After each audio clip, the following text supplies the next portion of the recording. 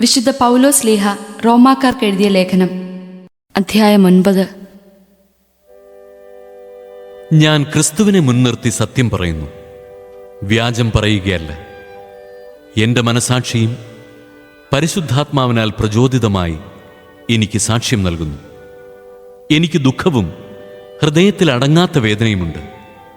വംശമുറയനുസരിച്ചു തന്നെ എനിക്കുറ്റവരായ സഹോദരങ്ങൾക്ക് ഉപകരിക്കുമെങ്കിൽ ശപിക്കപ്പെട്ടവനും ക്രിസ്തുവിൽ നിന്ന് വിച്ഛേദിക്കപ്പെട്ടവനുമാകാൻ ഞാൻ ആഗ്രഹിക്കുന്നു. അവർ ഇസ്രായേൽ മക്കളാണ്. പുത്രസ്ഥാനവും മഹത്വവും ഉടമ്പടികളും നിയമത്തിൻ്റെ അവകാശവും ശുശ്രൂഷയും വാഗ്ദാനങ്ങളും അവരുടേതാണ്. പൂർവപിതാക്കന്മാരും അവരുടേത്. ക്രിസ്തുവും വംശമുറയ്ക്ക് അവരിൽ നിന്നുള്ളവൻ തന്നെ. അവൻ സർവാധിപനായ ദൈവവും എന്നേക്കും വാഴ്ത്തപ്പെട്ടവനുമാണ്. ആമേൻ. ദൈവത്തിൻ്റെ വചനം ഒരിക്കലും പരാജയപ്പെട്ടിട്ടില്ല. എന്തെന്നാൽ ഇസ്രായേൽ വംശജരെല്ലാം ഇസ്രായേൽക്കാരല്ല. അബ്രാഹത്തിൻ്റെ സന്തതിയായതുകൊണ്ട് അവരെല്ലാം മക്കളായിരിക്കണമെന്നില്ല. ഇസഹാക്ക് വഴിയുള്ളവരായിരിക്കും നിന്റെ സന്തതികളായി അറിയപ്പെടുക. അതായത് വംശമുറയ്ക്കുള്ള മക്കളല്ല ദൈവത്തിൻ്റെ മക്കൾ. പ്രത്യുത വാഗ്ദാനപ്രകാരം ജനിച്ചവരാണ് യഥാർത്ഥ മക്കളായി കണക്കാക്കപ്പെടുന്നത്. വാഗ്ദാനം ഇതാണ്: ഒരു നിശ്ചിത സമയത്ത് ഞാൻ വരും, അന്ന് സാറായ്ക്ക് ഒരു മകനുണ്ടായിരിക്കും. മാത്രമല്ല, നമ്മുടെ പൂർവ്വപിതാവായ ഇസഹാക്ക് എന്ന ഒരേ ആളിൽ നിന്ന് റെബേക്കായും കുട്ടികളെ ഗർഭം ധരിച്ചു. എന്നാൽ അവർ ജനിക്കുകയോ നന്മയോ തിന്മയോ ആയി എന്തെങ്കിലും പ്രവർത്തിക്കുകയോ ചെയ്യുന്നതിന് മുൻപ് തന്നെ അവൾക്ക് ഇപ്രകാരം അറിയിപ്പുണ്ടായി: ജ്യേഷ്ഠൻ അനുജന്റെ സേവകനായിരിക്കും.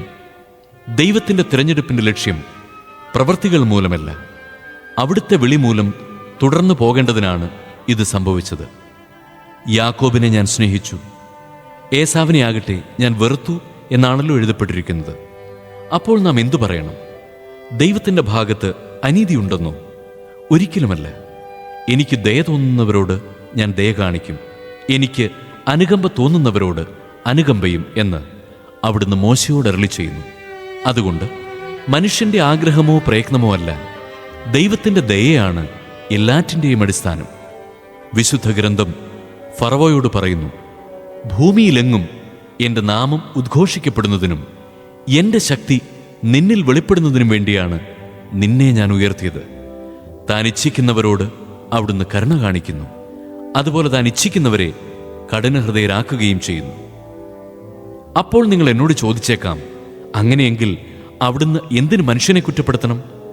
അവിടുത്തെ ഹിതം ആർക്ക് തടുക്കാൻ കഴിയും? ദൈവത്തോട് വാഗ്വാദം നടത്താൻ മനുഷ്യ, നീ ആരാണ്? നീ എന്തിനാണ് എന്നെ ഈ വിധത്തിൽ നിർമ്മിച്ചത് എന്ന് പാത്രം കുശവനോട് ചോദിക്കുമോ? ഒരേ കളിമൺ പിണ്ഡത്തിൽ നിന്ന് ശ്രേഷ്ഠമോ ഹീനമോ ആയ ഉപയോഗത്തിനുള്ള പാത്രങ്ങൾ നിർമ്മിക്കാൻ കുശവന് അവകാശമില്ലേ?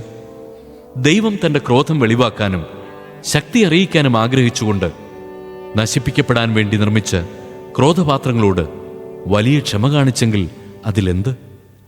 അത് താൻ മഹത്വത്തിനായി മുൻകൂട്ടി തയ്യാറാക്കിയിരുന്ന കൃപാപാത്രങ്ങൾക്ക് വേണ്ടിയുള്ള തൻ്റെ മഹത്വത്തിൻ്റെ സമ്പത്ത് വെളിപ്പെടുത്താൻ വേണ്ടിയാണ്.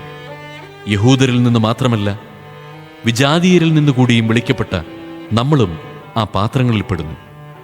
അവിടുന്ന് ഹോസിയ വഴി അരുളി ചെയ്യുന്നത് പോലെ, എൻ്റെ ജനമല്ലാത്തവരെ എൻ്റെ ജനം എന്ന് ഞാൻ വിളിക്കും, പ്രിയപ്പെട്ടവളല്ലാത്തവളെ പ്രിയപ്പെട്ടവളെന്നും. നിങ്ങൾ എൻ്റെ ജനമല്ല എന്ന് അവരോട് പറയപ്പെട്ട അതേ സ്ഥലത്ത് വെച്ച് ജീവിക്കുന്ന ദൈവത്തിൻ്റെ മക്കളെന്ന് അവർ വിളിക്കപ്പെടും. ഇസ്രായേലിനെക്കുറിച്ച് ഏശയ്യായും വിലപിക്കുന്നു: ഇസ്രായേൽ മക്കളുടെ സംഖ്യ കടലിലെ മണൽ പോലെയാണെന്നിരിക്കലും അവരിൽ ഒരു ചെറിയ ഭാഗം മാത്രമേ രക്ഷിക്കപ്പെടുകയുള്ളൂ. എന്തെന്നാൽ കർത്താവ് ഭൂമിയുടെ മേലുള്ള വിധി അന്തിമമായി ഉടൻ തന്നെ നിർവഹിക്കും. ഏശയ്യാ പ്രവചിച്ചിട്ടുള്ളതുപോലെ സൈന്യങ്ങളുടെ കർത്താവ് നമുക്ക് മക്കളെ അവശേഷിപ്പിച്ചില്ലായിരുന്നുവെങ്കിൽ നമ്മൾ സോദോം പോലെ ആയിത്തീരുമായിരുന്നു, ഗൊമോറായ്ക്ക് സദൃശ്യമാവുകയും ചെയ്യുമായിരുന്നു. അപ്പോൾ നമ്മൾ എന്തു പറയണം? നീതിയെ അന്വേഷിച്ചു പോകാതിരുന്ന വിജാതീയർ നീതി, അതായത് വിശ്വാസത്താലുള്ള നീതി പ്രാപിച്ചു എന്ന് തന്നെ. നിയമത്തിൽ അധിഷ്ഠിതമായ നീതി അന്വേഷിച്ചു പോയ ഇസ്രായേലാകട്ടെ ആ നിയമം നിറവേറ്റുന്നതിൽ വിജയിച്ചില്ല. എന്തുകൊണ്ട്? അവർ വിശ്വാസത്തിലൂടെയല്ല, പ്രവൃത്തികളിലൂടെയാണ് അന്വേഷിച്ചത്. ഇടർച്ചയുടെ പാറമേൽ അവർ തട്ടിവീണു. ഇതാ, തട്ടിവീഴ്ത്തുന്ന കല്ലും ഇടർച്ചയ്ക്കുള്ള പാറയും സിയോനിൽ ഞാൻ സ്ഥാപിക്കുന്നു. അവനിൽ വിശ്വസിക്കുന്നവർക്ക് ലജ്ജിക്കേണ്ടി വരികയില്ല എന്ന് എഴുതപ്പെട്ടിരിക്കുന്നു.